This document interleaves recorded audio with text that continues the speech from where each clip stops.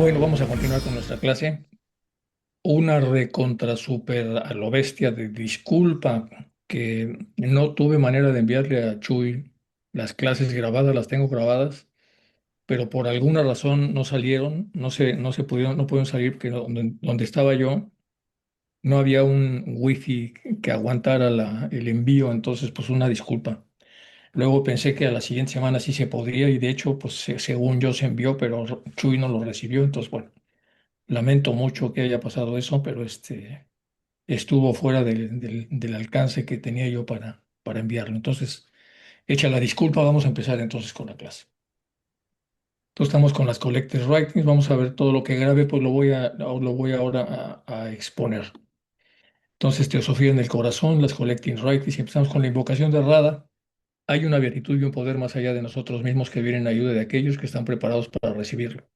Nos dirigimos respetuosamente hacia aquella beatitud, aquellas grandes fuentes de las cuales emanan incesantemente la fortaleza y la inspiración, hacia todos los que estamos resueltos a abandonar el yo personal para desarrollarnos, aprender, compartir fraternalmente, practicar altruismo y servir sin reservas.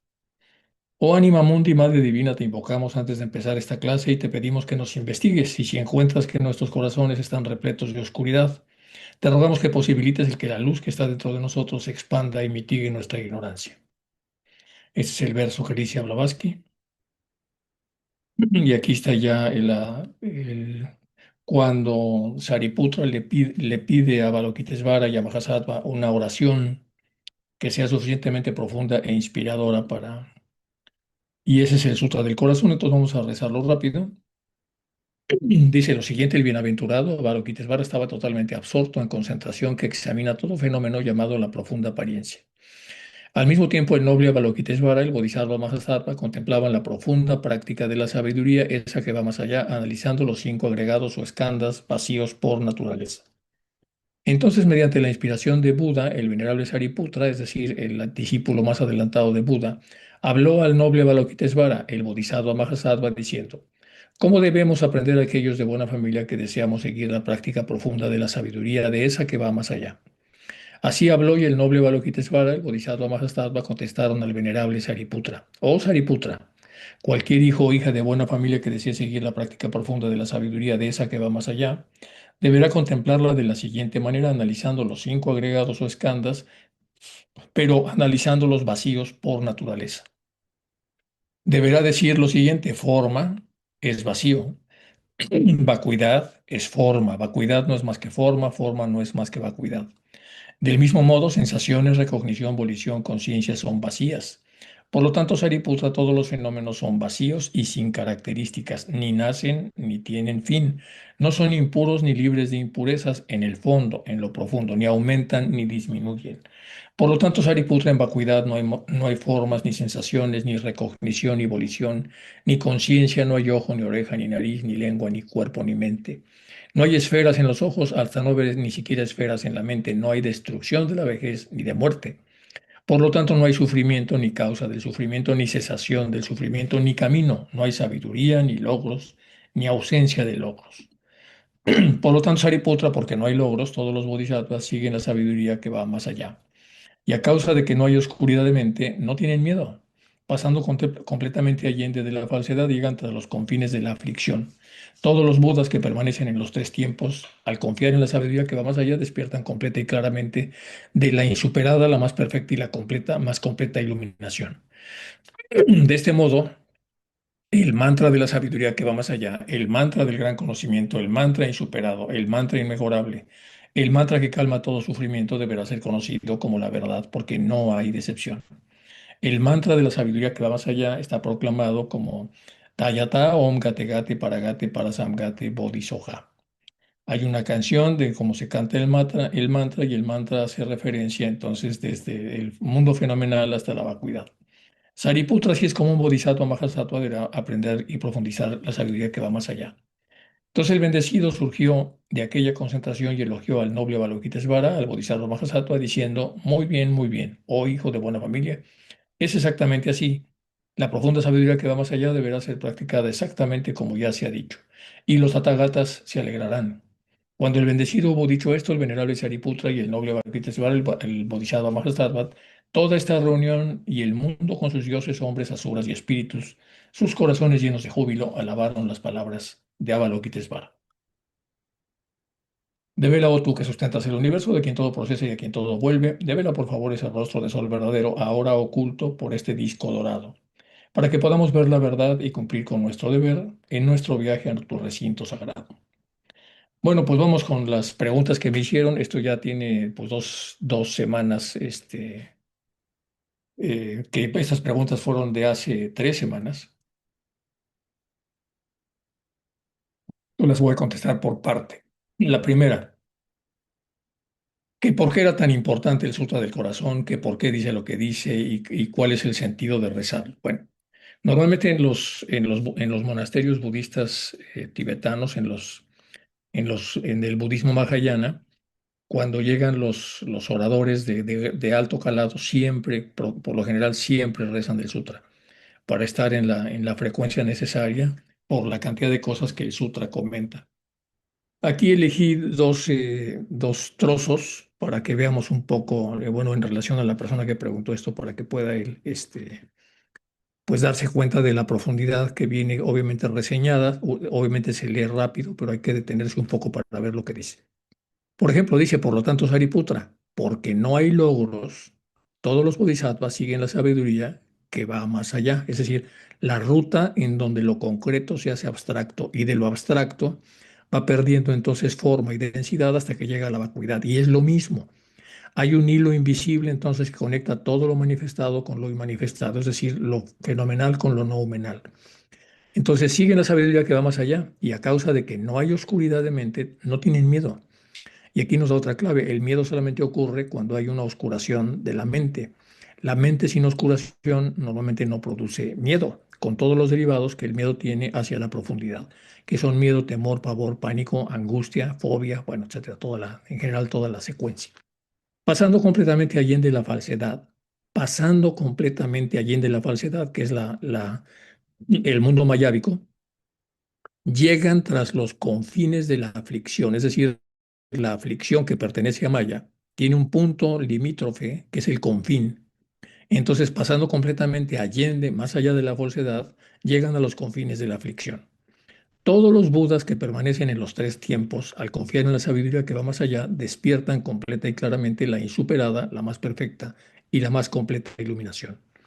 De este modo, el mantra de la sabiduría que va más allá, el mantra del gran conocimiento, el mantra insuperado, el mantra inmejorable, el mantra que calma todo sufrimiento, deberá ser conocido como la verdad, porque no produce decepción.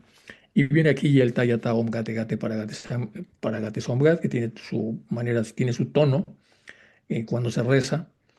Y de este lado, entonces dice, entonces mediante la inspiración de Buda, el venerable Sariputra habló al noble Avalokitesvara, etcétera. Bueno, entonces esto es para explicar un poco cuál es el sentido de esta parte que me preguntaron. Y aquí más del tema, dice entonces, mediante la inspiración de Buda, el venerable Sariputra habló al noble Avalokitesvara, el Bodhisattva Mahasattva. Entonces tenemos a Avalokitesvara hasta arriba, luego el Bodhisattva Mahasattva, muy cercano, es de los bodhisattvas más desarrollados, muy cercano a Avalokitesvara. Dijeron, ¿cómo deben aprender aquellos de buena familia que desean seguir la práctica profunda de esa sabiduría que va más allá, donde todo lo concreto desaparece y los sentidos ya no sirven? Deberá contemplarla así, analizando los cinco agregados, los skandhas o agregados, que son forma, rupa, cuerpo físico, sensaciones, vedana, percepción, sajna, reconocimiento, objetos de mentales, sanskaras, impulsos, voluntad, pensamientos y conciencia, viñaña. Todos son vacíos por naturaleza, en el fondo están conectados con la vacuidad. Por lo tanto, forma es vacío, vacuidad es forma, vacuidad no es más que forma. Bueno, entonces, porque no hay logros, todos los bodhisattvas siguen la sabiduría que va más allá y a causa de que no hay oscuridad de mente, no tienen miedo, pasando completamente allende la falsedad. Aquí puse un portal de una iglesia agustina, de los agustinos, y en esta iglesia de los agustinos, entonces tenemos la forma, que del otro lado de la forma llega al vacío, que es la vacuidad, y va perdiendo densidad poco a poco, y en esa pérdida de densidad llega el momento en donde se acerca a la parte noumenal y de la noumedad llega a la vacuidad, que es donde ya no podemos reconocer cuál es el punto de partida de la forma. Y aquí un poco más para explicar esto. En el budismo todo surge del vacío y vuelve al vacío. Entonces, del vacío surge la forma, que es lo que está diciendo el sutra. La realidad como un flujo de interdependencia. Entonces tenemos primero el vacío que está representado así, con esa, con ese círculo, como lo estamos viendo, que se llama sunyata o vacío. No es la nada absoluta, sino el potencial infinito libre de existencia independiente. No es la nada absoluta, sino el potencial infinito de que ocurra algo. Y es aquí hay una serie de palabras técnicas para poder hablar entonces de lo que está debajo de Sunyata, que es como que la fuerza que tiene una semilla que está ahí durmiendo, es una fuerza durmiente, que está ahí y no está, porque no se puede ver como forma, pero está ahí en cualquier momento, entonces puede despertar. Luego tenemos la parte potencial, que es la posibilidad pura. El vacío contiene todas las posibilidades. Ahí viene ya entonces la parte del sunyata que tiene que ver con el vacío, que tiene esta energía inmersa. El vacío contiene todas las posibilidades como una semilla que contiene un árbol. De ahí pasamos a la que sigue, que es la manifestación. La manifestación se da entonces pues como ya conocemos lo que son las galaxias y en general todo lo que se mueve en el cosmos tiene esta forma. Es energía en movimiento. Surge de un punto central o un punto laya, entonces se genera en general todas las formas que empiezan a girar o a través de, como ya sabemos, de estas órbitas. La energía en movimiento surge el movimiento, la vibración, la conciencia que da origen a los fenómenos. Después tenemos la forma emergente, aparición de la forma, las condiciones se combinan y da lugar a las formas temporales. Y finalmente ya la diversidad, la multiplicidad. El mundo de las formas, la multiplicidad de seres y cosas, surge la misma existencia vacía, que es la unidad de vida. Y de aquí, a través del desgaste que estas formas tienen, volvemos otra vez a Sunyata. Entonces, comprender esto libera del apego y del sufrimiento, así se alcanza la paz interior y ya muy cerca del otro lado, todo es impermanente. Las formas regresan al vacío, todas las formas, cuando desaparece su quehacer en forma de forma, regresan al vacío cuando las condiciones cambian. Bueno, esto es para poder explicar el asunto con más detalle. Vamos con la segunda pregunta. La segunda pregunta, que es más bien una aclaración. Uno de ustedes me hizo notar, y tiene razón, nunca coincidieron Blavatsky y su sobrino. Sin embargo, yo lo había puesto como una alegoría, pero la persona que me corrigió tiene razón. No es necesario poner una alegoría porque puede dar una mala información. Entonces, esta es la imagen que habíamos puesto donde Blavatsky aparentemente enseñaba una parte de la doctrina secreta a Boris de Zirkov, para que Boris de Zirkov después pudiera tomar todo eso y hacer ya la compilación. Entonces, aquí viene la aclaración, siguiendo un poco el sentido de la persona que me pidió que corrigiera yo esto.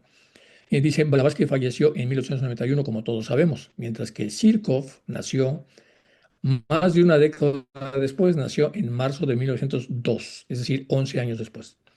A pesar de no haberse conocido, de Zirkov dedicó su vida a compilar, editar y publicar el vasto legado literario de la fundadora de la Sociedad Teosófica, incluyendo la obra monumental de la autora. Boris de Zirkov era el sobrino nieto de Elena Petrovna Blavatsky. Su madre, Lidia Dmitrievna von Hahn, era pariente cercana de la familia de Blavatsky. Lidia Dmitrievna von Hahn era prima segunda de Blavatsky, por lo tanto, entonces, Boris de Zirkov era sobrino segundo de Madame Blavatsky. Y entonces me pedí otras imágenes. Están ahí las collected writings que las está escribiendo Boris de Zirkov y está sintiendo o percibiendo la inspiración de Blavatsky. Hay una palabra de Blavatsky, de sus quotes, que dice la verdad más poderosa que la ficción, la sabiduría es eterna, y aquí está el Boris de Zirkov, compilador de las obras completas, trabajando, ya en su versión de más adulto. Y luego está esta otra también, cualquiera de las dos puede ser, donde están todos los volúmenes de la doctrina secreta, está obviamente ahí un Buda, está las collected writings de pie, están unas gafas, está Boris de Circo, compilador, y está Blavatsky cuidando un poco el que su sobrino haga una compilación apropiada de todo el trabajo que ella hizo. Bien, vamos ahora a continuar ya ahora sí con el contenido de las collecting writings, y lo que sigue ahora se llama Ir y venir en la Tierra.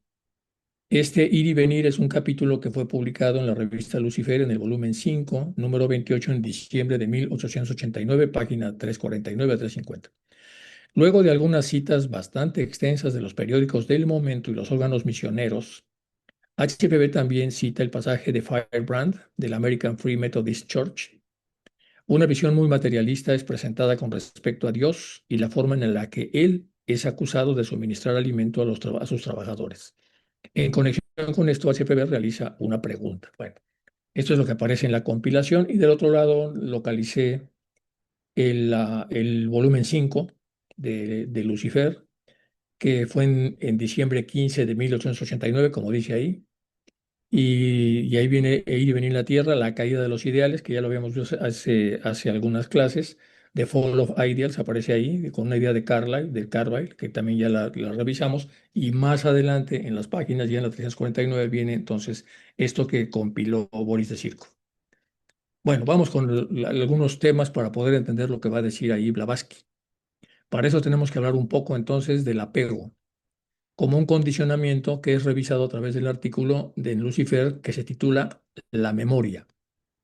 Esta es la conclusión de la página 186 y en realidad el título es La teoría materialista de la memoria. Así es como se, en su versión original. Vamos a revisarlo con cuidado porque tiene cosas muy interesantes. Según esta teoría que se expresa en el libro, la memoria, al igual que todas las demás funciones mentales, es el resultado de vibraciones de las células nerviosas. A ver, aquí vamos a empezar a hablar con mucho cuidado de ese tema. En neurociencias, normalmente se hablan de los potenciales de acción, perdón, que están dados por los electrolitos que tienen relación con la actividad eléctrica del cerebro, que son milivoltios. Y este milivoltaje está dado por sodio, potasio, cloro y magnesio. Son básicamente los cuatro más importantes. Trabajan en una especie de bomba a través de una especies que parecen como de salchichas que tienen una función especial de evitar entonces que la corriente tenga un aislante, por así que son las gelatinas de Schwaham, y entonces eso es lo que dice la neurociencia.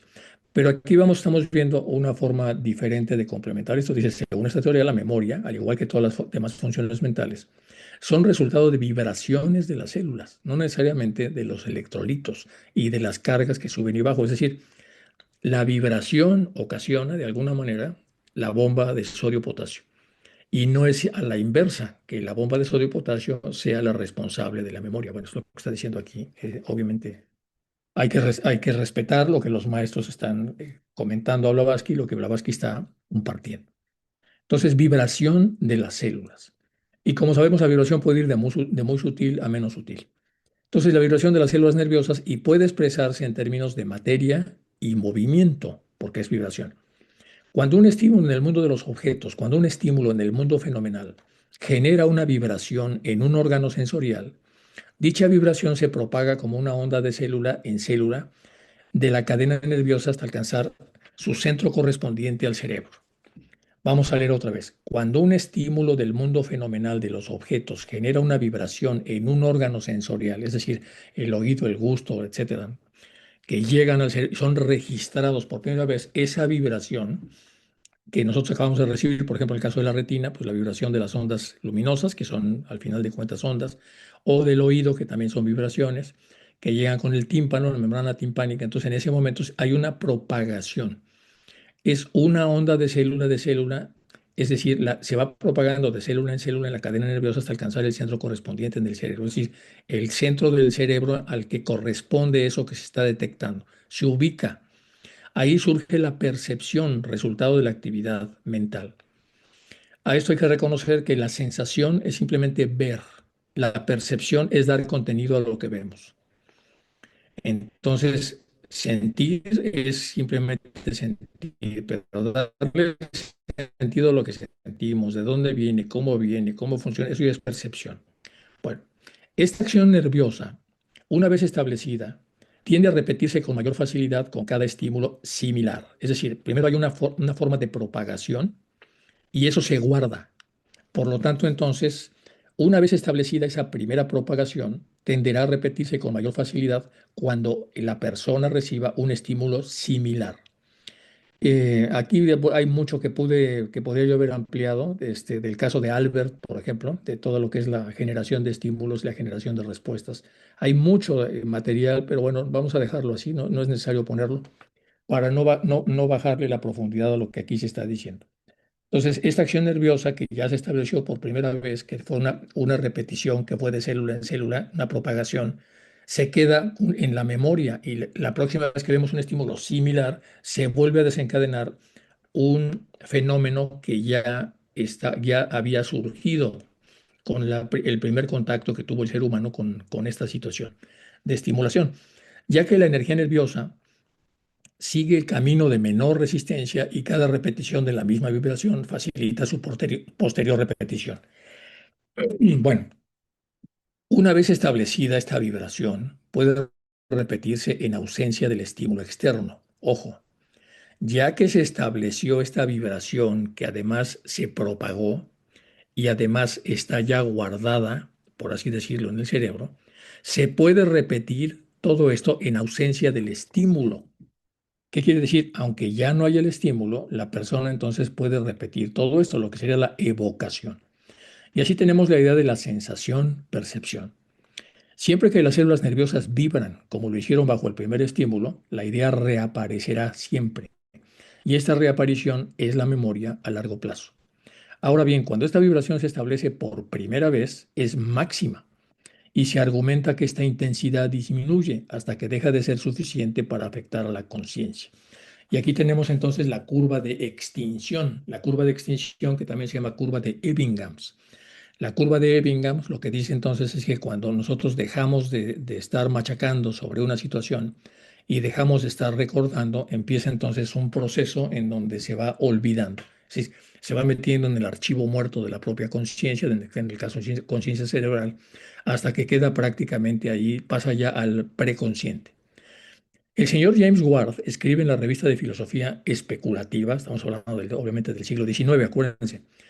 ¿Qué sabemos ahora acerca de este margen central de los intervalos que no se presenta conscientemente? Dice él. Evidentemente, nuestro conocimiento en este caso solo puede ser inferencial, en el mejor de los casos. O sea, no sabemos, pero podemos inferir en función de lo que estamos observando. Pero hay dos hechos cuya importancia Herbert fue el primero en percibir, de los que podemos aprender algo. Me refiero a lo que él llama el ascenso y descenso de las presentaciones.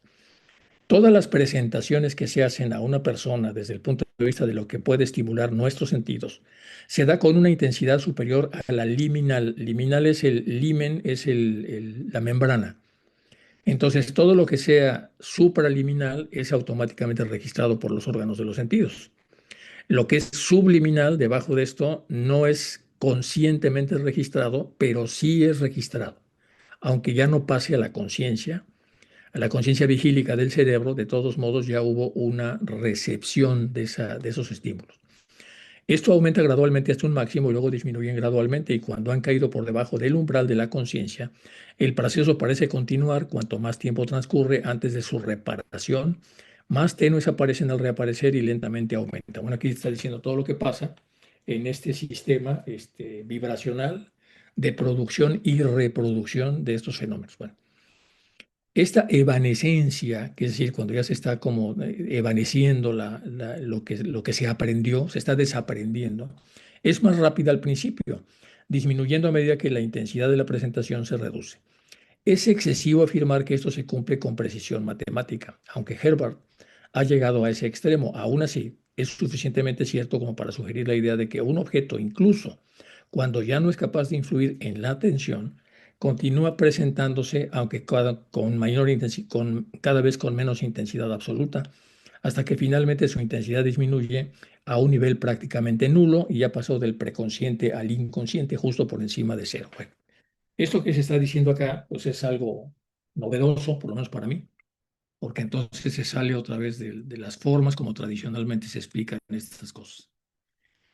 Bueno, vamos a ver este famoso Paul Bert del que se está hablando acá. Y tenemos que hay un libro que es el Catecismo de la Ciencia. Al ir y venir en la Tierra, el adversario se encontró con una reliquia de Paul Bert, el vivisector. Aparentemente él era un hombre práctico, que habiendo tenido éxito en sus loables esfuerzos para desterrar al dios de la teología de las escuelas, tribunales, cementerios, hospitales de Francia, procedió a sustituir a los antiguos por nuevos manuales básicos. De ahí su catecismo civil, para ser usado por los futuros ciudadanos de la Gran República. Él mismo escribió un manual de ética civil e invitó a otros a hacer lo mismo. Su llamamiento dio lugar a la creación de una biblioteca modelo de manuales básicos de moralidad cívica y revelaciones científicas. Elegimos un fragmento del Catecismo Laico de 1883 como un ejemplo de las grandes verdades que se cuentan en este tipo de documentos. Aquí tiene Paul Bert, entonces más precisamente, bueno, esta es la biografía creada en un medio de jansénico y abajo se explica el jansenismo. Es un movimiento religioso y teológico del siglo XVII y XVIII, dentro de la Iglesia Católica, iniciado por el teólogo y obispo neerlandés Cornelio Jansenio. Particularmente en su obra Agustinus, publicada de manera póstuma en 1640, que enfatizaba la necesidad de la gracia divina y el papel limitado del libre albedrío en la salvación, ampliamente influenciado por las doctrinas de San Agustín. Bueno, aquí hay muchas cosas ya muy comprimidas, ¿no? El libre albedrío ya sabemos lo que es. La gracia, hay que explicarla un poco.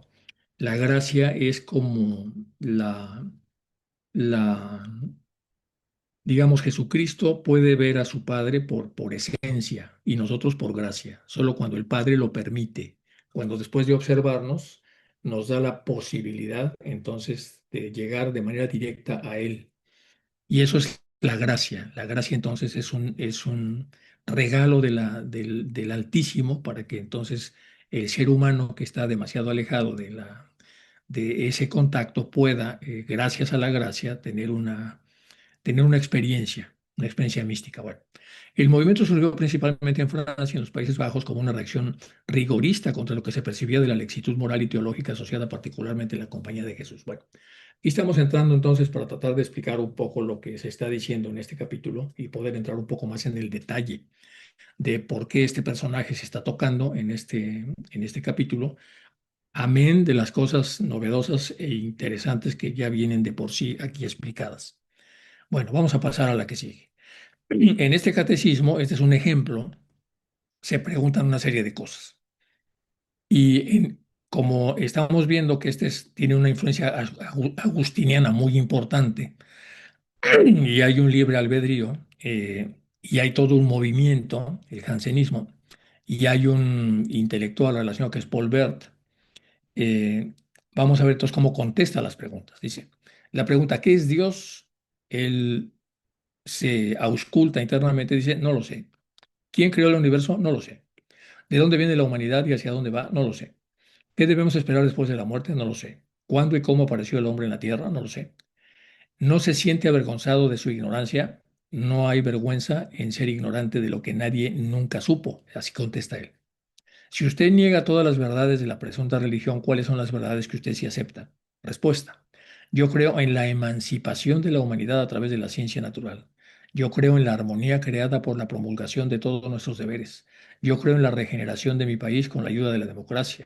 Yo creo en el genio conquistador de nuestra nación, que siempre fue y será abanderado y promotor de la luz y la libertad. Bueno, eso es lo que él contesta en ese catecismo.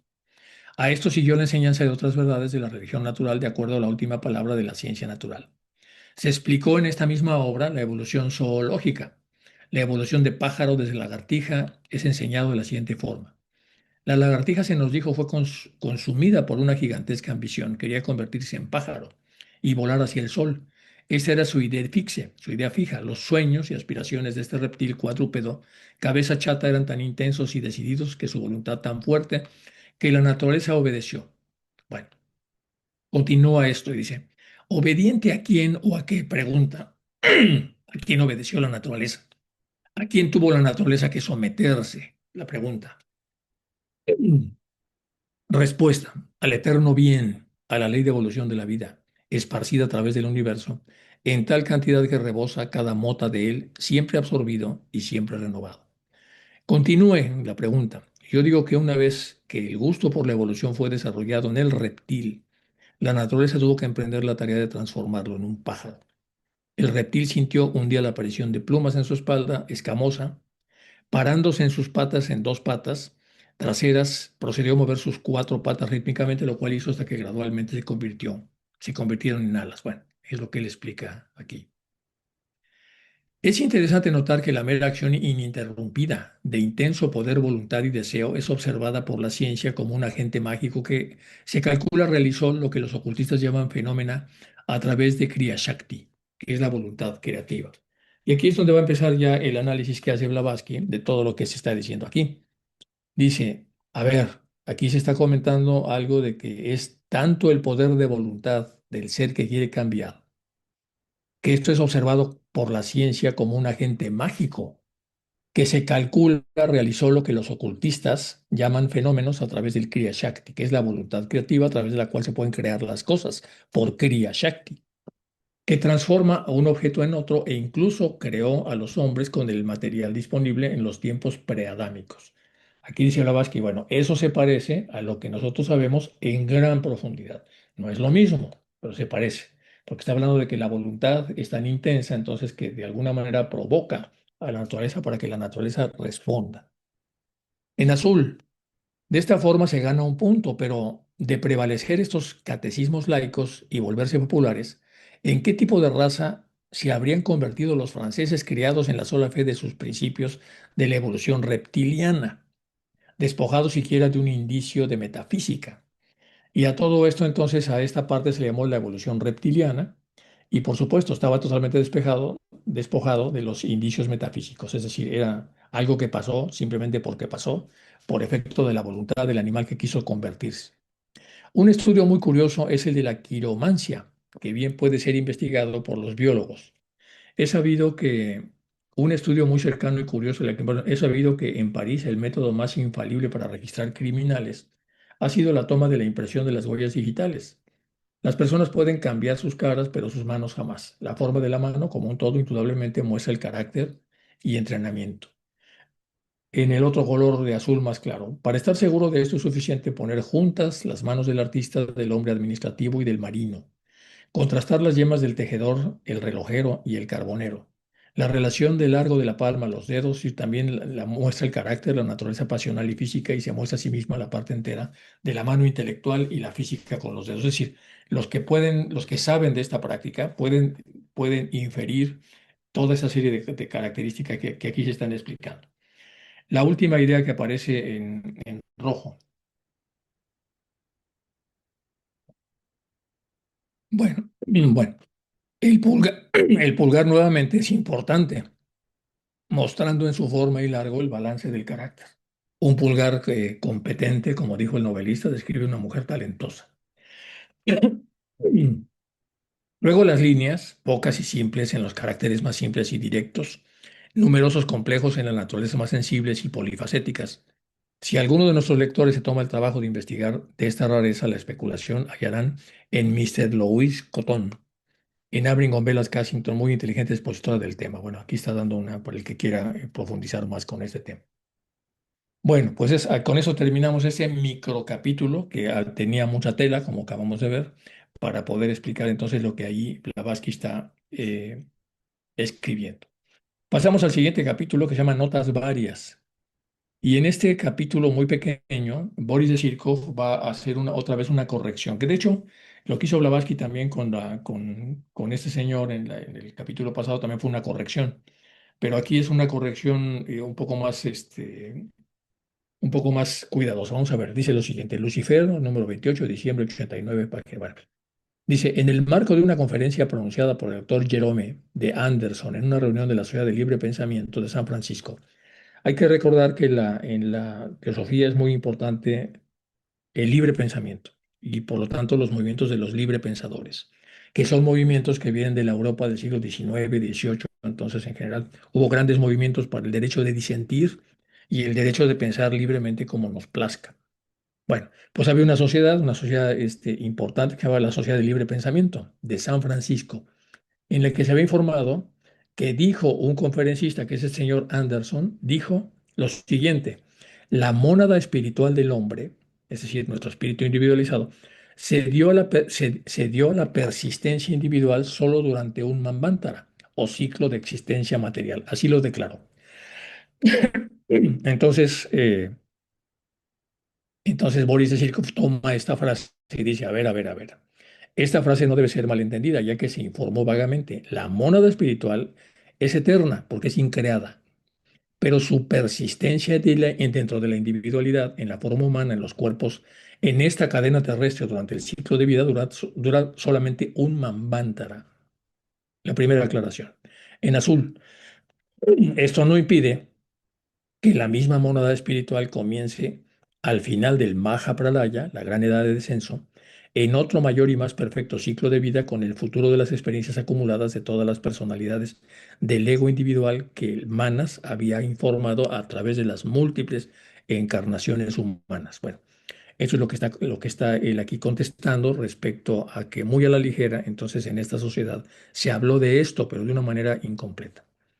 En verde, comentando sobre una frase de Nisida de la Luz Astral de Londres, en el Theosophical Publishing House, que decía la sustancia mental del universo, es decir, la luz astral. Bueno, y en rojo, de acuerdo con la ciencia oculta, la luz astral, dice Boris de Zirkov, no es la sustancia mental como aquí se dice del universo, sino el registro de cada pensamiento, el espejo universal que refleja todos los acontecimientos y el pensamiento de todo ser y cosa animada o inanimada.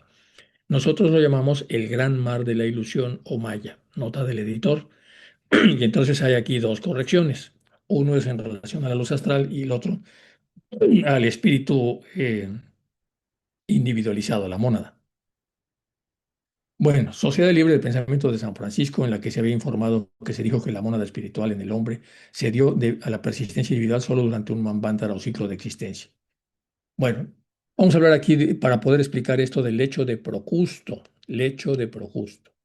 Procusto era un famoso bandido del Ática de la antigüedad. Una vez que cazaba a sus víctimas, este Procusto, que era muy famoso en su época, los hacía tender sobre un lecho de hierro que tenía una medida exacta. Al acostarlos a sus víctimas, conseguía ajustar exactamente la longitud del cuerpo de la víctima al lecho que tenía de hierro donde normalmente trabajaba con los cadáveres que él asesinaba. Para conseguirlo les cortaba las extremidades de las piernas si estas eran más largas de lo que era entonces lo que tenía la medida exacta del lecho de hierro. Un lecho de hierro, donde tenía las medidas exactas, sobraban las piernas, pues se las cortaba. Las piernas, si esas eran más largas. O las estiraba con fuerza mediante una cuerda si eran más cortas. El tema es que deberían coincidir perfectamente con el lecho famoso de hierro. Bueno, eran más largas, las estiraba con fuerza mediante una cuerda si eran más cortas. Significado. Esta alegoría que habla de Procusto, que utiliza Blavatsky, esta alegoría, de la que se habla varias veces en las obras teosóficas, se aplica principalmente a aquellos dogmáticos que se empeñan en ajustar de un modo forzado y violento una idea determinada a su propio criterio o a una norma preestablecida. Es decir, cuando tenemos una verdad de Procusto, es una verdad entonces donde una persona fanática o una persona sesgada está haciendo malabares para que quepa o para que lo mucho que él sabe dentro de lo que trata de explicar parezca que tiene sentido sin que contradiga esencialmente la propia tesitura con la cual está hablando. Bueno, eso es el famoso lecho de Procusto. Entonces, cuando escuchamos esto, quiere decir entonces que es algo que es con calzador lo están tratando de explicar, pero en realidad pues no es una explicación correcta, porque es una explicación donde están manipulando las bases conceptuales de una ciencia para que parezca que la ciencia ya tenía algo que decir a este respecto, cuando en realidad pues, la ciencia no tenía prácticamente nada que decir. Es el famoso lecho de Procusto. Afirmación. Entonces, vamos a aplicarlo, el hecho de Procusto, esto, la afirmación. La luz astral es la sustancia mental. Eso es una verdad de Procusto. Corrección. De acuerdo con la enseñanza oculta, la luz astral no es una sustancia mental. Aquí entonces viene la corrección del universo, sino el registro de cada pensamiento, espejo universal que refleja todos los acontecimientos y pensamientos de todo ser y cosa, animada o inanimada. Nosotros lo llamamos el gran mar de la ilusión o maya. Es una reinterpretación de los textos védicos realizados por la teosofía. La sustancia mental corresponde a la mente, a manas, mientras que la luz astral actúa como un agente plástico o lienzo. Repito, la sustancia mental que aquí utilizó tan a la ligera la sociedad de libre pensamiento corresponde a la mente, mientras que la luz astral actúa solamente como un agente plástico o un lienzo sobre el cual se va a pintar o se va a escribir entonces lo que ahí se está registrando. Esta misma luz es equiparada frecuentemente en la literatura esotérica como el concepto de akasha, que es el éter primordial. A continuación se detallan las características principales de esta concepción para entender entonces lo que es esta corrección de lo que ahí se dijo. Empezamos por el espejo universal. La luz astral se describe como una matriz fluida y un plano sutil que fotografía o graba todas las vibraciones, sonidos, eventos, pensamientos del cosmos. El registro de todo ser. dentro del cosmos, pues también obviamente a los seres. Todo acontecimiento pasado, presente o incluso las tendencias futuras quedan impresas en ella. Todos los acontecimientos del pasado, del presente, incluso las tendencias futuras, están impresas en esta luz astral, formando lo que en la tradición mística se conoce como la memoria cósmica, o también se conoce más modernamente como registros akáshicos. Independencia de la materia, no es materia física ni tampoco la conciencia suprema, no es conciencia suprema y tampoco es materia física, está en la mitad. El Atman o Paramatman, sino más bien o Parabrahman, sino un medio reflectante a través del cual la conciencia universal se manifiesta en el mundo de las formas. Simplemente es un medio reflectante a través del cual la conciencia universal se manifiesta en el mundo de las formas. Fuente, ¿de dónde sale esto? De 5 años de teosofía, Kanya significa virgen y representa a Shakti, la energía universal, y Mahamaya, la gran ilusión.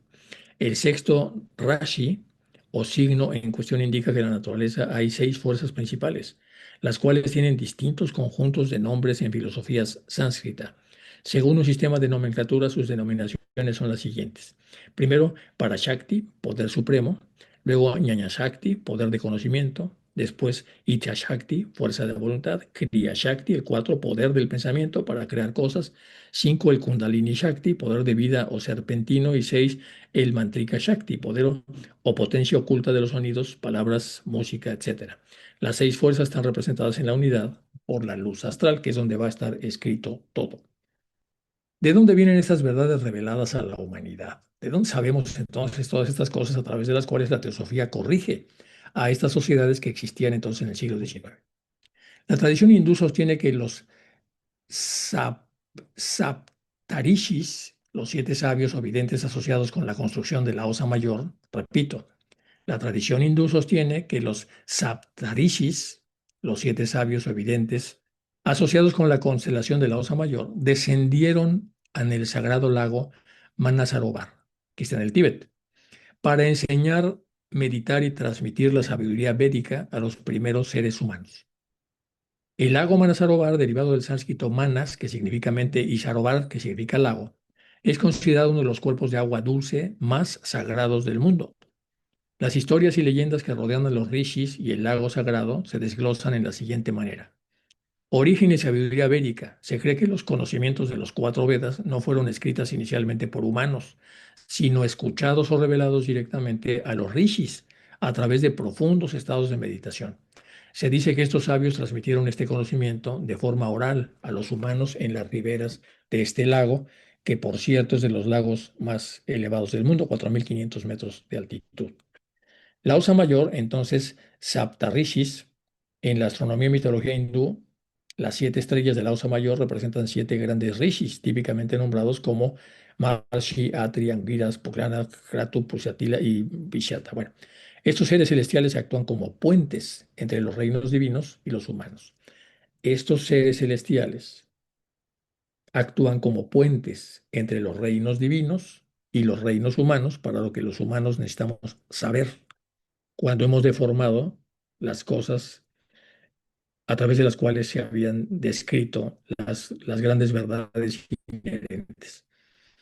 El fenómeno de Brahma Murta, una creencia mística muy arraigada entre los peregrinos, es que durante el Brahma Murta, las horas previas al amanecer alrededor de las 3:40 de la mañana, es el Brahma Murta. Vamos a explicarlo con calma, dice.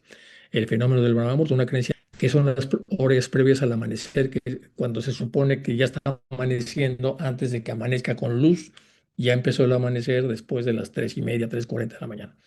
Bueno, descendieron al lago, el lago Marzanobar, para bañarse en sus aguas, muchos devotos portando luces misteriosas en ese horario exacto.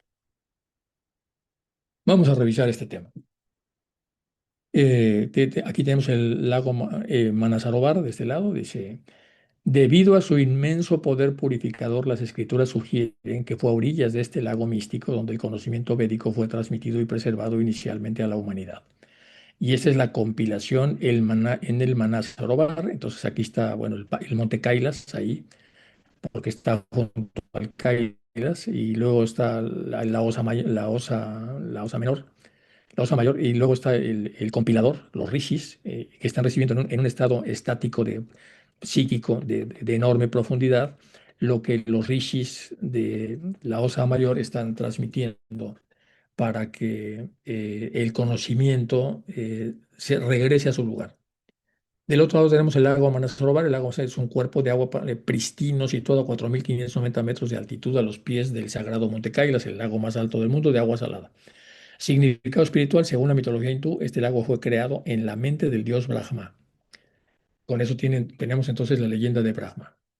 Aquí pedí otra idea de lo que es el lago. El lago es impresionante, es muy hermoso, es muy alto, obviamente, y atrás tiene el Kailas. La tradición espiritual se concibe que los sabios inmortales, los rishis, descienden de la Osa Mayor y de los planos celestiales para reunirse a las orillas puras del Manasarovar. Ahí, al amanecer, es decir, en el amanecer de las 4 de la madrugada, tiempo conocido como Brahma Murta, instruyeron a la humanidad y transmiten el conocimiento oral de los Vedas. ¿Por qué en este amanecer? Hay que recordar que el amanecer de las 4 de la mañana a las 8 más o menos, el sol es el sol magnético y después de las 8, 8:30 de la mañana ya es un sol eléctrico. Es decir, no tenemos que tener exactamente la luz del sol presente en el contexto, pero saber que a partir de ese momento los grandes copos de prana y en general todo lo que hace el sol para alimentar a todo lo que es la unidad de vida del sistema solar se está dando en este Brahma Muhurta. Entonces, por eso hay que considerarlo. Instruyen a la humanidad y transmiten el conocimiento oral de los Vedas, asegurando que esta sabiduría divina fluya ininterrumpidamente hacia el mundo terrenal y sea administrada apropiadamente por los rishis de aquí de la tierra, que van a recibir entonces esa información. Ya luego viene Vyasa y todo lo demás sobre cómo quedan escritos estos, perdón, Vedas y los Upanishad, y luego ya cómo finalmente baja al Bhagavad Gita. Pero bueno, no nos vamos a meter mucho en Honduras con esos temas. Más sobre el tema. El lago Manasarovar es un cuerpo de agua pristina, etcétera, y aquí está todas las dos imágenes, pero juntas. Y aquí está entonces el Brahmamurta también. Ya vimos cómo llegó el conocimiento. La pregunta que hicieron es, bueno, ¿y cómo llegó el conocimiento? Bueno, esa es la teoría que tenemos en teosofía. El conocimiento se genera mediante estímulos sensoriales que activan en el cerebro de los seres humanos. Esto produce impulsos eléctricos y químicos que fortalecen conexiones entre neuronas, un proceso llamado sinapsis. Esto ya es neurociencia. Pero como verán, es un poco diferente a lo que nos estaba explicando entonces el ocultismo. Aquí no hay vibraciones, aquí lo que hay nada más, entonces son impulsos eléctricos y químicos, hablando de milivoltios, milivoltios. Y cuesta trabajo creer entonces que con un voltaje, con un milivoltaje, puedan ocurrir cosas tan impresionantes como son los pensamientos, etcétera. Pero bueno, así es como lo ve la neurociencia. En la codificación sensorial, la información del entorno ingresa a través de los sentidos, vista, oído, tacto, etcétera, y es dirigida a áreas específicas de la corteza cerebral. Procesamiento de la memoria de trabajo. Esta área retiene y manipula temporalmente los datos para evaluar su utilidad inmediata. Aquí viene la consolidación en ciertas partes anatómicas como el hipocampo y la corteza. El hipocampo actúa como director de orquesta, seleccionando la información relevante y organizándola antes de enviarla a la neocórtex para el almacenamiento a largo plazo. El neocórtex es la corteza cerebral que nos diferencia de los simios, es decir, todo lo que tiene que ver con el lóbulo frontal. Se le llama neocórtex porque es como la última corteza cerebral que el ser humano adquiere a través de los procesos evolutivos y que tiene que ver con todo el lóbulo frontal de los dos hemisferios. A eso se le llama neocórtex, por eso estamos hablando aquí. Lo otro es el córtex normal. El hipocampo actúa como director de orquesta, ya lo hemos visto. Bueno, el conocimiento en el último párrafo no se guarda en un solo lugar, sino que se distribuye según su naturaleza.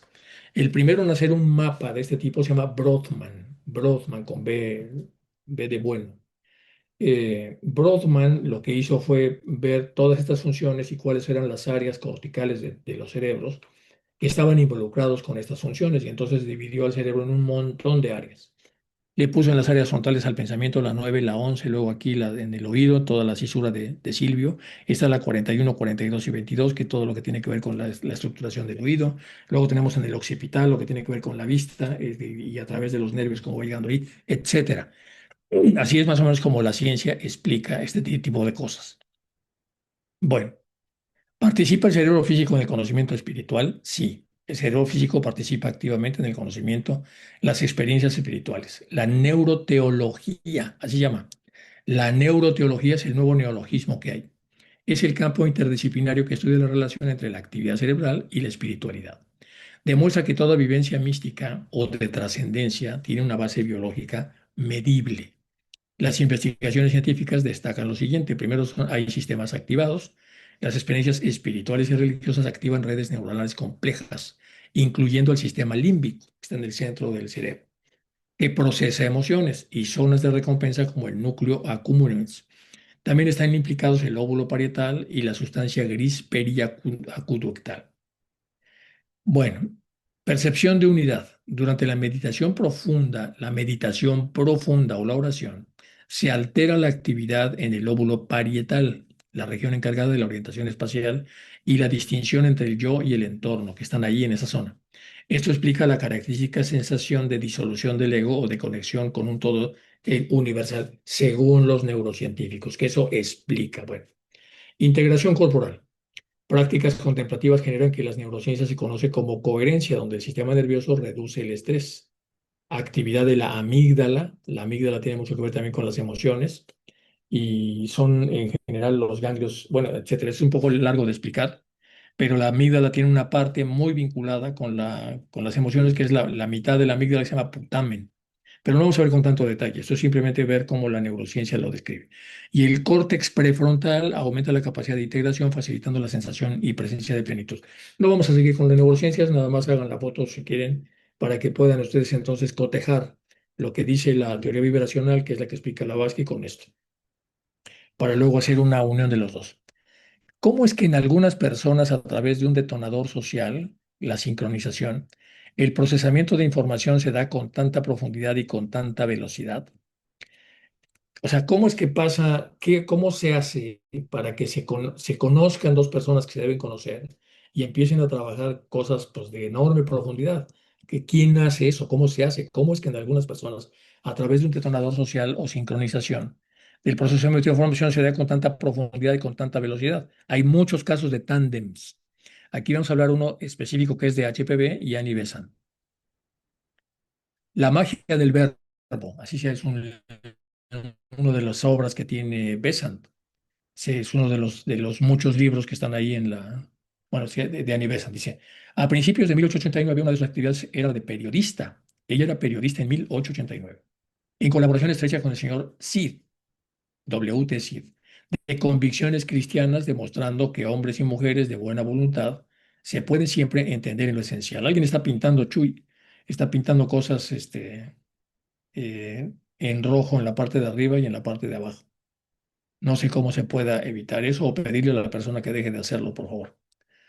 Bueno, entonces estamos hablando de 1889. Una de sus actividades era la de periodista, en colaboración estrecha con el señor Sid, de convicciones cristianas, demostrando que los hombres y mujeres de buena voluntad se pueden siempre entender en lo esencial. Fue en esa cualidad que, para hacer una crítica literaria, le llegaron los gruesos primeros meses de la incomparable obra La doctrina secreta al editor, a Sid, con el subtítulo Síntesis de la ciencia, la religión y la filosofía, de HPV. Elena Petrovna Blavatsky, Annie Besant llevó los libros a casa y empezó a leerlos y se quedó con el ojo cuadrado. Los velos se abrían, este es lo que ella declara, allí estaban las ligaciones que preveía y buscaba, pero aún faltaban para acceder a la ciencia puramente materialista, la ciencia del espíritu, la filosofía integral, la divina sabiduría, Teo, Sofía. Le damos de nuevo la palabra. Como me era familiar el asunto, dice Aníbal Besant, cómo volaba mi mente, presintiendo las conclusiones. Cuán natural me parecía el tema, cuán coherente, sutil e inteligible. Estaba maravillada, ofuscada por la luz que me mostraba tantas partes de un grande todo y resolvía todas mis dificultades, enigmas y problemas. Permíteme, Redactó la Enrique, crítica naturalmente brillante. Sí, dime.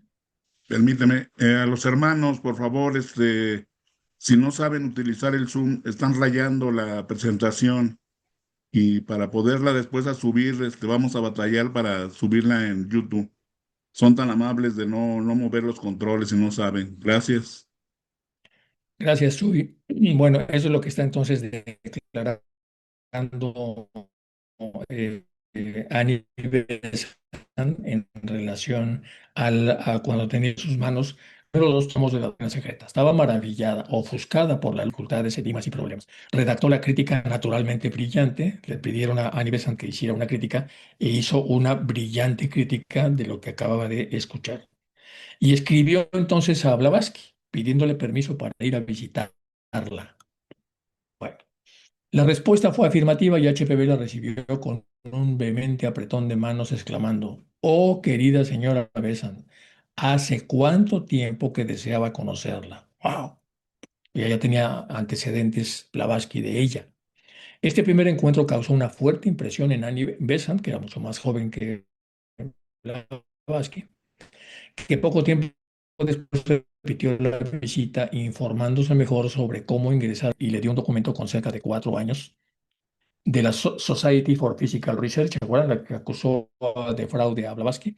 Entonces le dio ahí un fajo enorme de pues, todo lo que se le acusaba a ella. Entonces pidiéndole que lo leyera antes de decidir si antes de entrar usted a la Sociedad Teosófica, primero lea lo que dicen de mí. Vine a propósito a referir que ese famoso relato elaborado por una única persona retrataba a HPV como una fraudulenta impostora, escrito con el más puro sectarismo y aún hoy es mencionado en la generalidad de los libros y enciclopedias en la cultura oficial sobre HPV y la sociedad teosófica. No obstante, fue la propia sociedad esta de la sociedad de psíquica del Physical Research, la que reconoció a través de muchos de sus miembros, algunos se adhirieron incluso a la sociedad teosófica. Hubo una corrección de todas las acusaciones, pero bueno, quedó manchada Blavatsky. Y más tarde publica y expresamente como institución de carácter tendencioso, parcial, sin fundamento y sin razón en ese relato, pero la reposición de la verdad es omitida en los mismos libros y enciclopedias. Así se pisotean las reputaciones, con eso que dice esta historia. Y ahora pues, sí pedí una imagen de cómo pudo haber sido este encuentro. Aquí está entonces Annie Besant, joven, de perfil, está con un bolígrafo entrevistándola y está Madame Blavatsky, que tenía muchas ganas de conocerla, allá en Londres, en la ciudad teosófica de Londres, que es una casa muy antigua. Entonces ahí está con este mobiliario, ella y tiene una chimenea enorme, bueno, y entonces la recibe ahí en el hall. El relato de esta visita por la pluma de Annie Besant. Encontré a H.P. Blavatsky sola, me aproximé a ella y me incliné y la besé sin decir una palabra. ¿Usted ingresó a la sociedad?, le pregunta Blavatsky. Sí. ¿Leyó el relato? Sí. Y entonces caí de rodillas, dice Annie Besant, apreté sus manos entre las mías y mirándole a los ojos le respondí: ¿Quiere aceptarme como su discípula y darme la hora de proclamarle al mundo como mi instructora? Su austero semblante se modificó e irreprimibles lágrimas llenaron sus ojos. Después, con una dignidad más que regia, colocó su mano sobre mi cabeza diciendo: «Qué noble mujer es usted. Que el maestro la bendiga». De hecho, en los años siguientes y a lo largo de los restantes 44 años y medio de su vida, nunca dejó a Blavatsky de ninguna manera. El primer encuentro entre la activista Annie Besant y la fundadora de la Sociedad Teosófica Elena Blavatsky tuvo lugar en 1889 en Londres, específicamente en la residencia privada de esta última, ubicada en el número 17 de Lansdowne Road, situada en el sitio de Notting Hill. Bueno, y aquí está pues, otra imagen donde ella está hincada, Annie Besant, pidiéndole que sea, y luego está Blavatsky llorando. Entonces, el primer encuentro, Annie Besant dijo: «¿Quiere aceptarme como discípulo y darme la hora de proclamarle al mundo como mi instructora?». Su austero semblante se modificó y irreprimibles lágrimas llenaron sus ojos. Después, de una dignidad más que regia, colocó su mano sobre mi cabeza diciendo: «Qué noble mujer es usted. Que el maestro la bendiga». Entonces pedí esta imagen con estas explicaciones para poder tratar de recrear lo que fue ese momento tan importante. Bueno, el yo como conocedor. ¿Cómo andamos de tiempo? Mal, ya se nos acabó el tiempo. Aquí vamos a ver algunas de las cosas que Annie Besant, por supuesto, una vez que es aceptada, ya sabemos todo lo que hizo Annie Besant, una barbaridad de cosas. Y aquí está otra vez ella muy joven. Y bueno, yo creo que esto lo vamos a dejar. Miren, siguen los rayones ahí.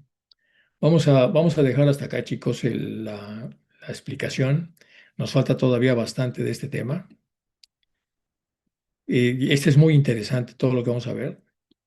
Miren, todo eso lo vamos a ver para la próxima sesión. y aquí también pedí algo para poderlo explicar, los hechos interpuestos ante los maestros, aquí se acaba. Y luego viene lo de Cagliostro, que voy a ver, hice una síntesis porque es muy largo lo de Cagliostro y es una defensa que hace Blavatsky de lo mucho que lo menospreciaron. Entonces traté de hacer una síntesis, si no, no nos iba a llevar eso como 4 clases. Lo dejé, hice una síntesis para hablar de lo más importante que Blavatsky comenta en defensa de Cagliostro. Vamos a dejarlo hasta acá, voy a dejar de compartir y a ver si la siguiente vez corregimos al que está haciendo dibujitos sobre los slides.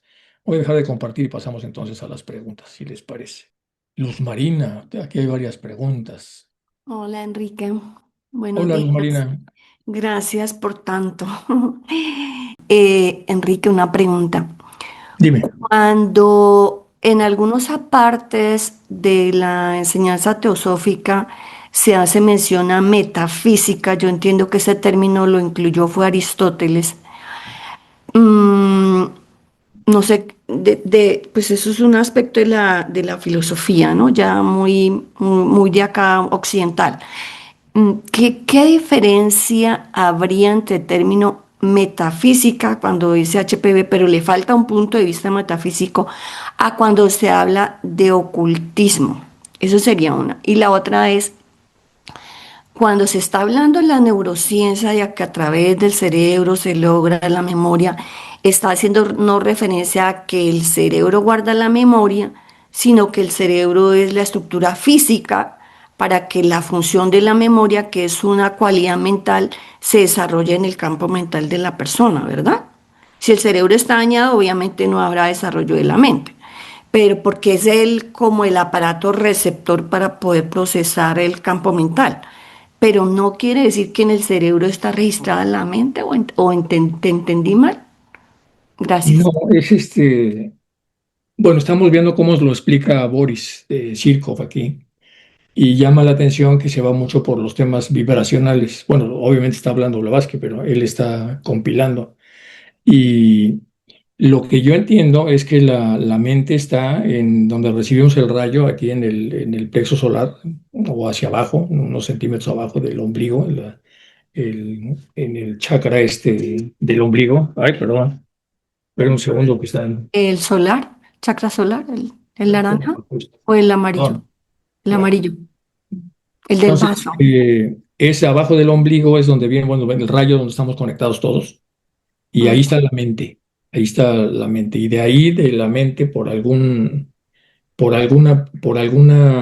algún conducto, para tratar de darle una forma física a esto, se va hacia el cerebro, es decir, baja de los planos sutiles al plano grosero, que es el plano físico, y se va al cerebro. Y ahí ujú, se produce un gap. Un gap es, ya saben que es una, una elongación. Un gap es como un hueco entre, entre la mente y el cerebro. Y en ese hueco es donde entran los magnetizadores o la brujería, o entra también la hipnosis. Entonces el ujú, hipnotista lo que hace es meterse ahí y empieza a hacer lo que la mente normalmente hace con el cerebro, ahora lo hace la mente de un intruso y obliga al cerebro a hacer cosas y a pensar cosas o a omitir cosas. ujú, Entonces los trances transhipnóticos ocurren porque en este conducto, si para darle alguna forma antropomorfizada, porque no es un conducto, pero es un gap, es un hueco, entonces se meten ahí y deja que la mente real, la mente que realmente posee al cerebro, ya no puede influirlo hasta que se quite la mente que se ha metido ahí.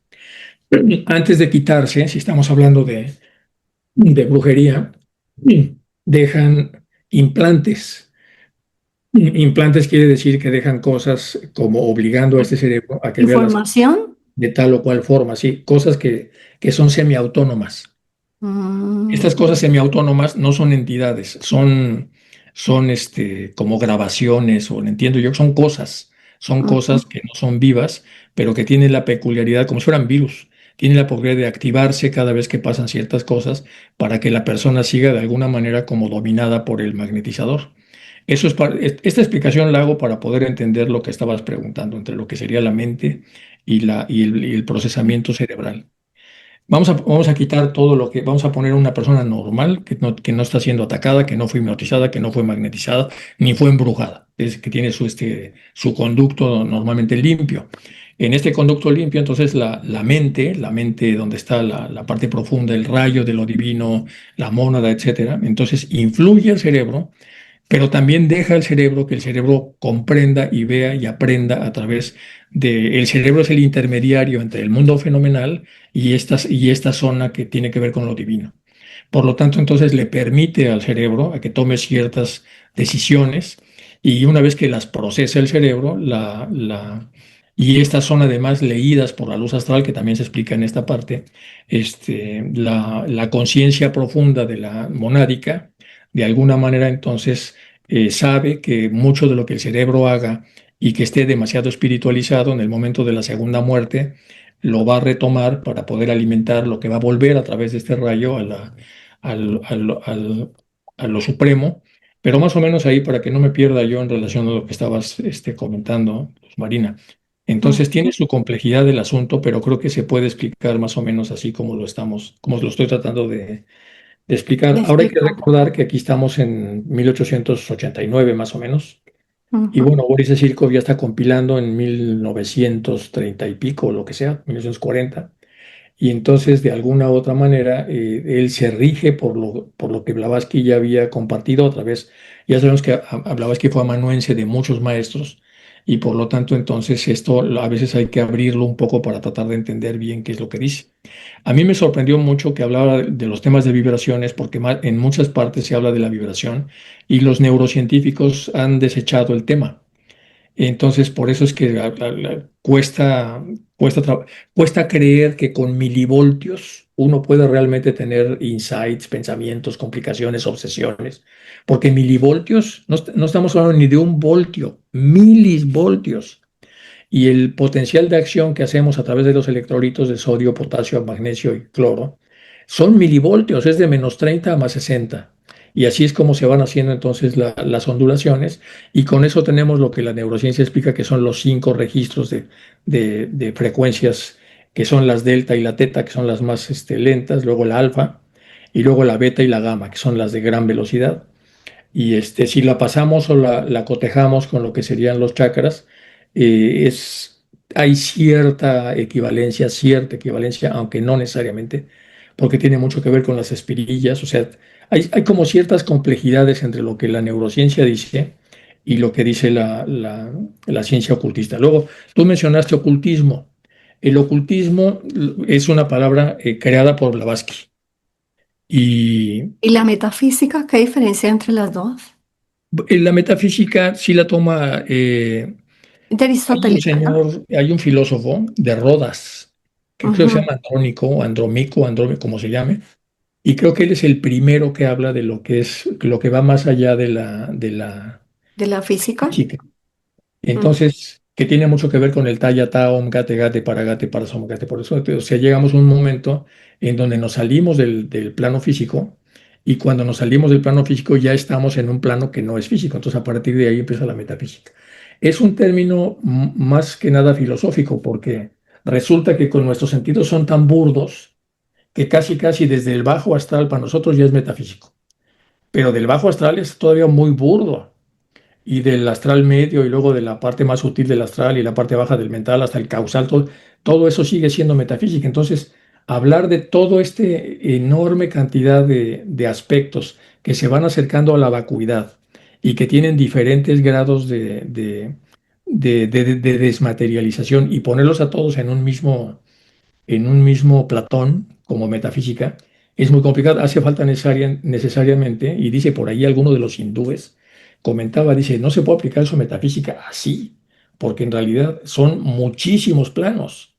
Este, entonces son planos como suprafísicos o sí metafísicos, pero con diferentes nomenclaturas a través de las cuales poco a poco vamos llegando a la vacuidad y por lo tanto a un nivel de sutileza enorme. Y luego el hombre puede, incluso del yo superior al yo inferior, que es visto a veces como un barranco, también se pueden hacer ahí una serie de sutilezas que tienen que ver con la parte metafísica. Si nos vamos a la parte que dice aquí Blavatsky de lo que es la evocación de los recuerdos, etcétera, Entonces podemos entender un poco cómo el cerebro a veces se esmera o se esfuerza para poder entender cosas para las que no está capacitado desde el punto de vista fenomenal, porque el cerebro administra los sentidos físicos. En teoría también administra parte de los sentidos metafísicos. Sin embargo, estos sentidos metafísicos en realidad forman parte ya de la estructura intermedia entre el espíritu y el cuerpo, que sería el alma. Son entonces porciones que van más hacia la parte búdica y por lo tanto vuelven a ser otra vez vibraciones y son formas de conocimiento que ya son mucho más difíciles de interpretar porque se acercan más a la parte de la mente que a la parte del propio procesamiento cerebral. Porque el procesamiento cerebral pues, termina necesariamente con la parte física de los fenómenos. Ujú. Es bastante complicado. Y mira que yo fui profesor de neurociencias años en la universidad. Durante muchos años di toda la clase de neurociencias, era lo que más me gustaba. Yo quería ser neurocirujano también cuando estaba estudiando medicina. Al final no me decidí por la neurocirugía.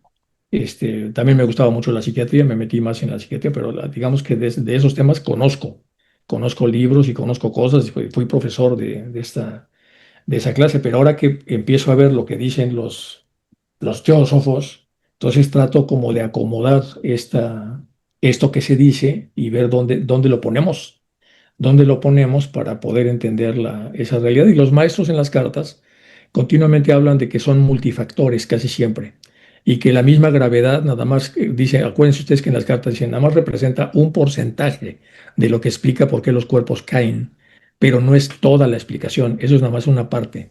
Y luego Ujú. explican por qué los continentes que tienen más tierra están en el hemisferio norte, sí, y una serie de cosas que la pura física, la física cerebral, la física física, valga la redundancia, pues no alcanza a explicar.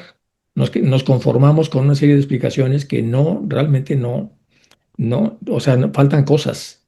Y Faltan eso cosas que, que y los eso que ha adeptos sí adelantado saben. harto, ¿no? Y eso ¿Eh? que se ha adelantado harto, que se ha desarrollado bastante comparativamente en pocos siglos la ciencia, ¿no? Y aún pues todo lo que faltará.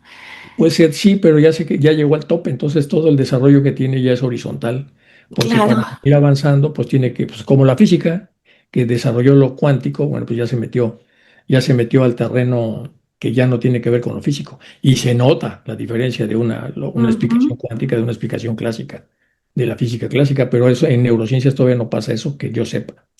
Pues donde sí hay como ciertas aperturas, ciertas cosas, pero en realidad no, Sí, no hay ya un de la salto como materia pasó y en la la física. antimateria para el origen de los universos. Sí, qué Sí, interesante. por ejemplo, pero sí sigue hablando de materia y se sigue, o sea, siguen hablando de lo tácito, de lo observable, de lo medible, de lo Ajá. verificable. Y la verificación interna, pues prácticamente no se da. Es como en la Aún. misma meditación, ¿no? En la meditación donde tienes que meterte al interior tuyo y desde ahí aprender a ver hacia adentro. Mm, Y cuando ves hacia adentro, pues claro, aparecen ahí un montón de cosas. Y claro. cuando ves hacia afuera, pues es otra cosa, ¿no? Ahí ves, pues lo que vemos todos. Ahí estás ya bajo el dominio de los órganos de los sentidos físicos. Internos. Cuando vas hacia adentro, ya estás en los sentidos metafísicos. Y Ujú. empezar a hacer un poco de músculo con los sentidos metafísicos no es fácil. Y sobre todo no es fácil porque la tesitura de la teoría que trabajamos para poder hacerlo está llena de contradicciones y al final nos saca porque no sabemos, tenemos un problema con la ruta hacia el interior, y la ruta siempre queda como dispersa, y cuesta mucho trabajo entonces concentrar la atención para dirigirla entonces hacia la parte interior, por lo menos en Occidente. En Oriente es diferente porque ahí crecen diferente y tienen otro modelo de ver la realidad, pero sí es como muy interesante. Bueno, eso Mira, es en qué relación a lo que dicho. comentabas de la metafísica, y ya Blavatsky pone lo de ocultismo, que está muy bien, para hablar entonces de las cosas que no se pueden divulgar. Y por ahí, cuando sale el libro de Sinet, ella comenta con cierta tristeza que Sinet de pronto se fue solito a divulgar varias cosas y dijo, dejaron de ser ocultistas desde que salió ese libro, porque en el libro se divulgaron cosas que supuestamente no se debían divulgar. Y Mm. bueno, en eso estamos para tratar de entender pues lo que está aquí viendo el Boris. el Qué famoso Cifrón. interesante. ¿Les gustó Gracias. la foto de Blavatsky ahí llorando con Annie Hermosa, Besant? Va a muy ser unas cosas hermosa. tremendas, ¿no? Qué bonita la inteligencia artificial, ¿verdad? Como si uno Mm. la programa bien, porque si la programas mal te pone cada cosa que, bueno, nomás pierdes el tiempo. Hay que programar muy bien y decir que es exactamente lo que uno quiere y entonces saca cosas muy bonitas. Y la de Boris cuando está inspirado por HPV también esa te quedó muy buena. ¿La quién, perdón? La imagen que lograste de Boris Sirkov con HPV allí Ah, inspirándole, sí, sí. escribiendo también te salió muy buena. Gracias, Enrique. El famoso Boris. No, pues gracias a ti, gracias a ti, pues, Carnala, ya te vi que estás ahí alzando la mano. Pati Chávez. Es para despedirme. Ah, Gracias, bueno. gracias. No, Que tengan buena semana. Un abrazo y bueno, como siempre aprendo mucho. Gracias. ah, Adiós a todos. gracias a ti. Nos vemos. Enrique, yo te quería decir que me encantaron las fotos de Annie Besant y HPV. Maravillosas, hasta me emocioné, te juro cuando las vi. Preciosas, preciosas, preciosas. Gracias por eso. Bueno, pues Me ahora ya van a hiciste estar el día y decoradas. mucho más que eso. Ahora van a estar Sí, decoradas me por una hiciste hermosa pluma roja. precioso, te juro que me encantó. Nunca me lo podría haber imaginado. Pero te digo, hiciste el día y mucho más que eso. ¿Quién sabe hasta cuándo? Hermoso, muchas gracias. No, ¿de qué? Y fue ahí en esa casa de Londres, que es una casa vieja, vieja, vieja, vieja. Ujú. Y yo ahí me espantaron horrible. Ahí en esa casa espantan. No te puedo creer. Obviamente, eso fue hace veintitantos años, pero Sí. fui al baño y pasó mecha. Ah, Y sí me acuerdo de la casita. Entonces, bueno, por eso más o menos pude recrear sin la chimenea claro, la parte esa del hall, pero sí, eso hay que verlo porque verlo también nos ayuda a ver sí. la profundidad que tiene esto, Sí, la profundidad, la historia, etcétera. Mm, así es, te llega, pero te llega distinto con imágenes. claro. Sí. Bueno, muchas gracias, ¿eh? Gracias a ti. Pati Chávez. Hola Enrique, muy buenas tardes a todos. Tengo tres preguntas que realmente ahorita me llamaron mucho la atención en el momento que empezaste a narrar esta parte, ¿no? La primera, ¿qué diferencia hay entre magnetismo y lo que sería energía? Porque a veces hay personas que se despiertan a las 3 de la mañana o después de las 4 y ya no pueden dormir. Es a través de este magnetismo. La segunda es a través de nuestras huellas dactilares, que pues obviamente son nuestros principales rasgos que tenemos como seres humanos, que somos idénticos. Estas huellas también lo representan los árboles, ¿no? También tienen su huella. Si tú cortas la parte frontal de un árbol, esta ramificación de líneas también Sí, la vamos a tener, ¿no? Y por otro lado, mencionabas acerca de lo que sería la parte de la energía, ¿no? Y obviamente esta energía a través de vibraciones que son las altas más frecuencias, como estamos, normalmente se maneja 700 o 800 voltios, eso ya sería para lo que serían delta y gamma y alfa, ¿no? Para tener una resonancia mucho mejor, ¿no? Gracias. bueno, lo de magnetismo es muy largo de explicar, pero es al final de cuentas una fuerza invisible que se origina básicamente por cargas eléctricas y que produce en el mundo fenomenal dos fenómenos, el fenómeno de atracción y de repulsión. Entonces las cargas iguales se repelen, las cargas que no son iguales se atraen y eso es viene desde la antigua Grecia, se conocía. De hecho hay una zona ahí muy interesante en Grecia que es el Magneto, que es una zona preciosa en el norte, en donde están las piedras estas cargadas de lo que más adelante se explicaría como magnetismo. Bueno, el magnetismo, ¿por qué se llama magnetismo? Lo que estábamos hablando, porque Anton Mesmer, que es el que descubrió la magnetización de seres humanos, era muy amigo de Newton y tomaban café Newton, él y Mozart, imagínense los que tomaban café en aquel entonces. Y resulta que cuando Mesmer le comentó a todos lo que pasaba, que se hipnotizaba una persona y obedecía lo que se le pedía, entonces Newton dijo, ah, pues eso debe ser una forma de magnetismo. Pero como él estudiaba el magnetismo a nivel cósmico, dijo, este es un magnetismo animal. Y así le llamó Mesmer a lo que descubrió, a este tipo de hipnosis, le llamó magnetismo animal. Y luego ya todo el mundo refiere a este magnetismo y Blavatsky luego lo explica con mucho detalle, que es diferente la hipnosis al magnetismo porque el magnetizador desprende átomos sobre el magnetizado y estos átomos son átomos como muy intrusivos que tienen la finalidad de entrar en este canal para poseerlo. De hecho, hay formas y formas. Bueno, por eso es una historia muy larga de explicar. Entonces, eso es más o menos el magnetismo, se puede como digo, hasta llegar a los campos magnéticos, ya todo lo que normalmente la física explica, pero en el fondo es esto, es una de las grandes fuerzas de la naturaleza, el magnetismo es una de las grandes fuerzas que explica pues, un montón de cosas que nos pasan a los seres humanos. Ahora, me preguntaste también, esto es respecto al magnetismo, luego la otra pregunta era, Pati, a ver, ayúdame con la segunda pregunta. Y era sobre las huellas dactilares. Ah, bueno, estoy de acuerdo, no lo sé, pero sí, cuando cortas un árbol se ve ahí como si fuera una huella, se le ve ahí supongo que sí, no tengo ni idea, pero supongo que sí, que todos los seres vivos tienen una cierta peculiaridad de individualidad y otra de generalidad. O sea, tenemos rasgos en común con todo y luego tenemos rasgos particulares que tienen que ver pues, básicamente con todo lo que hemos vivido y las encarnaciones que hemos tenido. Pero no lo sé, pero suena lógico lo que estabas comentando. Por lo menos, si no lógico, por lo menos interesante para echarse un clavado y ver a qué se refiere ese asunto. Y luego la tercera. La tercera era sobre los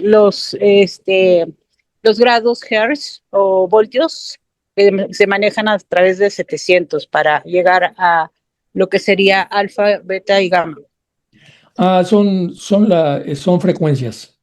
Y las frecuencias muy lentas tienen que ver con cerebros que están dañados o con cerebros de niños que empiezan también poco a poco a tener ciclos por segundo. Entonces las ondas delta y teta son muy lentas. Y luego ya las ondas de vigilia, que sería en este caso el alfa, ya para un adulto que normalmente está con los ojos abiertos, hablando. Y luego tenemos la beta, que es más rápida, 20 ciclos por segundo, y luego las gamma, que puede llegar a 50 ciclos por segundo. Las ondas alfa son de 12 ciclos por segundo, y las teta y la beta son de 7 y 5, no me acuerdo exactamente, pero son muy lentas. Eso es lo que dice la ciencia respecto a la ciclicidad de la actividad eléctrica cerebral. Pero lo que estamos viendo con el artículo de Blavatsky es que no nada más esa es la indicación de vida del cerebral, sino también la vibración. Y entonces la vibración no necesariamente se refiere a los ciclos por segundo, la vibración ya es otra cosa. Por lo menos como lo está explicando el artículo que vimos hace un momento, o lo que traté de más o menos de explicar de lo que estaban tratando de hablar, y luego la resonancia, es decir, la multiplicación hasta llegar al foco, o sea, de ese tipo de cosas no se ven en neurociencias, se explican diferente, siempre partiendo de la base eléctrica del cerebro y luego de los nervios, de cómo están equidispuestos y de las zonas, que es lo que se hacía en aquel entonces, se lesionaban diferentes partes del cerebro o se utilizaban enfermos politraumatizados y se veía que cuando perdían el habla, qué partes se habían afectado. Y entonces así es que se fue haciendo una correlación entre lo que eran zonas del cerebro dañadas, sobre todo del cerebro cortical, y lo que las funciones, y con eso ya Brodmann construyó el primer gran mapa en los años 40 y ya otros por el estilo. Esa es la historia de la neurociencia desde el punto de vista de la física. Está muy orientada al funcionamiento físico, pero aún así está incompleto, porque hay otro tipo de fuerzas que no se toman en consideración. Por lo menos esa fue mi conclusión. Yo ya no estudié neurociencias, bueno, no estudié para neurocirugía, pero sí di la clase de neurociencias. Y de hecho la di muchos años, entonces sí tengo mucha idea de cómo funciona el cerebro, lo tengo muy claro desde el punto de vista de la neurociencia. Y con esto trato de enriquecer lo que se dice aquí para tratar de llenar los huecos que la neurociencia no cubre.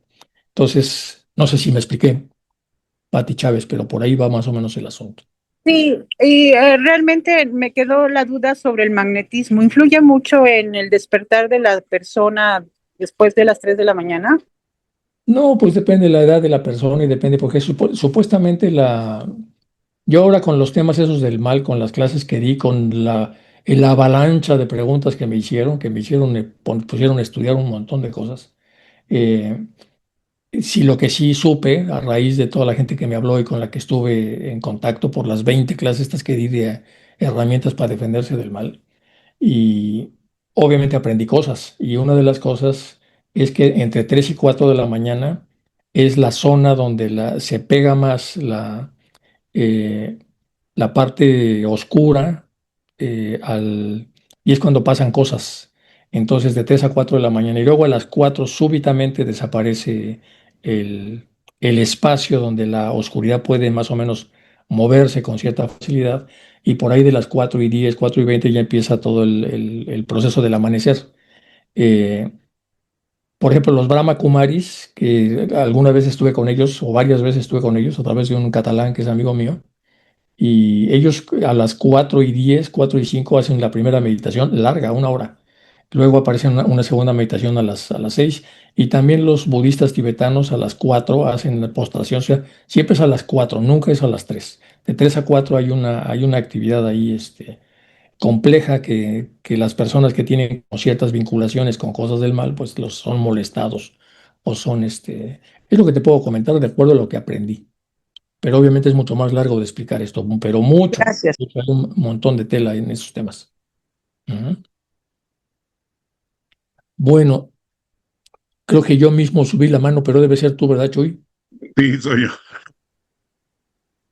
Con respecto a lo que dices de las 4 de la mañana, es cuando dicen que la Tierra exhala y por eso sucede lo que comentas. Pues más que exhalar, tiene que ver con el ciclo solar, me parece. Y es con el reloj biológico solar, se cubre el ciclo, pero puede ser esa una forma de explicarlo. No, nunca la he visto así, pero puede ser la exhalación del sol que produce los copos de prana. Y de hecho uno puede ponerse a tratar de recibirlos cuando está uno muy desvitalizado o cuando tiene uno heridas en el astral, a través de las cuales uno está sacando prana y tienes una debilidad crónica. Entonces, esa aura debe repararse y mientras no se repara, tiene que cargarse. Todo eso pasa a través de la actividad del sol, que es una actividad diaria. Y a partir de las 8, 8:30, desaparece esta fuente de vida, de prana, y el sol ahora lo que con vida ya es un sol eléctrico, es un sol que calienta hasta llegar otra vez después. Y cada hora pues tiene ya sabe que tiene su hora en las oraciones también. La hora de la misericordia, que es a las 3 de la tarde, la hora, etcétera. Que todas esas horas tienen su. Algo puse yo en el libro este del poder de la oración, no completamente, porque bueno, a la hora de estar revisándolo se había hecho un libro enorme, como de 400 páginas, y no quería yo un libro tan gordo, entonces quedó como de 250, y quité muchas cosas porque tenía demasiada información. Y ahí venía esto que estás comentando, una especie de ciclo circadiano, y el ciclo nictameral, y luego desdoblados a través de las horas tradicionales que hay en los escritos antiguos de todas las tradiciones, con coincidencias y no coincidencias, y luego el cómo los seres humanos pueden aprovecharse o por lo menos beneficiarse de conocer este tipo de cosas para saber qué tipo de plegarias hacen o qué tipo de maneras, de qué tipo de cosas deben cuidarse y qué tipo de amuletos deben usar, etcétera. Bueno, se hace hay una combinación muy complicada, Chuy. Entonces no lo sé, pero Muy puede bien. ser que sí se haya, Puede ser se hable de eso. ese concepto como lo estás comentando, pero no lo sé. Ok.